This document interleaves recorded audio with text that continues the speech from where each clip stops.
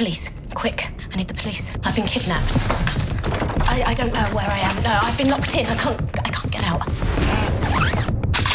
Can't you trace the call? You have to come now. Right now. He's gonna come back. Miss, calm down. Tell me what happened. We are going to be millionaires. Okay. No sequential notes, no traces, no paint bumps. This is going to work. Of course it is. She's worth a lot of money to us. I haven't got much time. So, Gemma, tell me the challenges of being tied up like that throughout the entire movie, essentially. You know, it's I mean, obviously it's physically draining because I was in a constant state of tension when making the movie. Not only like as Gemma, but as the character. As Gemma, I was kind of going, oh my God, I've got to do this now, and oh my God, I've got to try and do this scene, and I was constantly tied up in myself, you know. And then physically, I had nothing major, you know, just, you know, burns and things like that, but really tiny, and I started getting these kind of cuts on my mouth so they actually loosened all of the ropes and stuff. But you know, I'd just come off doing an action movie, so it's so nice to be laying on a bed. You know, everybody else is pottering around, doing their thing, and I was just laying there. Sometimes I'd fall asleep while they're setting up the next shot with my handcuffs on. You know, it was just another part of the job.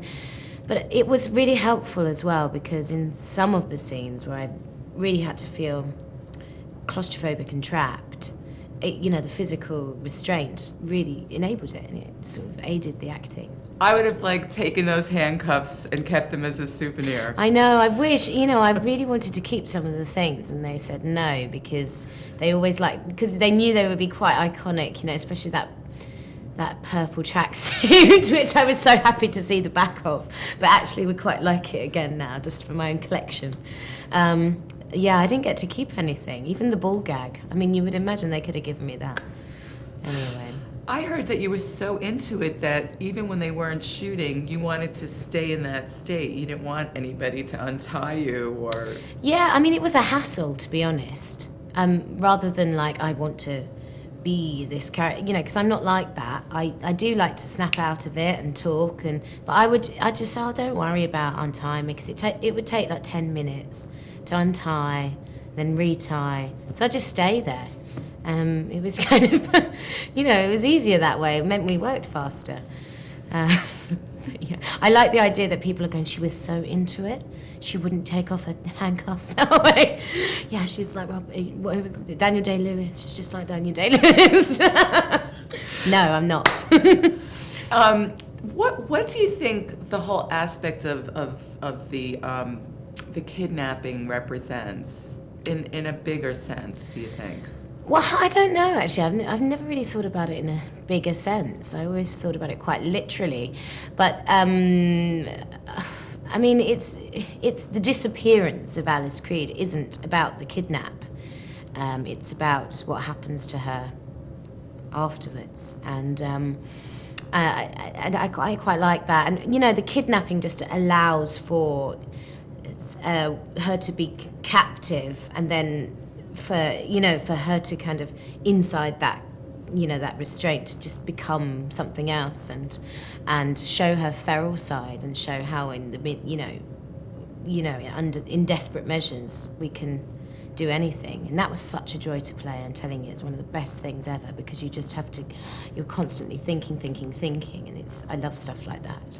So what's your next project after this? Well, I have another film coming out, which I'm very, very excited about, called Tamara Drewe. And I play Tamara Drewe, another one in the title role. And Stephen Frears directed that, and it's a comedy, black comedy. Oh, what's your role? And, well, I play Tamara. She is a journalist who grew up in this rural village in England, and she was a really ugly duckling. She had this huge honk, massive nose. Are you going to wear a prosthetic? Yeah, it's fantastic. I mean, it really is quite a shock. You wouldn't when you see it. When my friends saw it, they were just like, "Is that you?" I have the picture of me wearing it and the nose in my bathroom. And people always say, is that you in there? Yeah. So she comes back to her village having moved to London, and she has cosmetic surgery, and then her life changes because people see her in a different way. And she causes havoc in this village, you know. And it's really, really good fun. And that's coming out. Something I don't think you could relate to. I don't think you were ever the ugly duckling. Well, you'd be surprised, actually. I'm not going to go on about it, but you know. And then I'm doing a play in London with Stephen Delane called The Master Builder. And then next year I'm going to really concentrate on making some more movies, because this year I haven't made any, because they've all come out this year. So I've been doing lots of promotion. But yeah, next year there's some really exciting things happening that I can't tell you about. Well, we'll have to wait and see. You will. Thank you. Thank you very much. That was fun. Good. Thank you. Police, quick. I need the police. I need you to come and get me. I've been kidnapped. I haven't got much time. I don't know where I am. No, I've been locked in. I can't get out. Wait, No, I don't recognize anything. I'm up high. Can't you trace the call? Yeah. Oh, thank God. How long will that take? How long? No.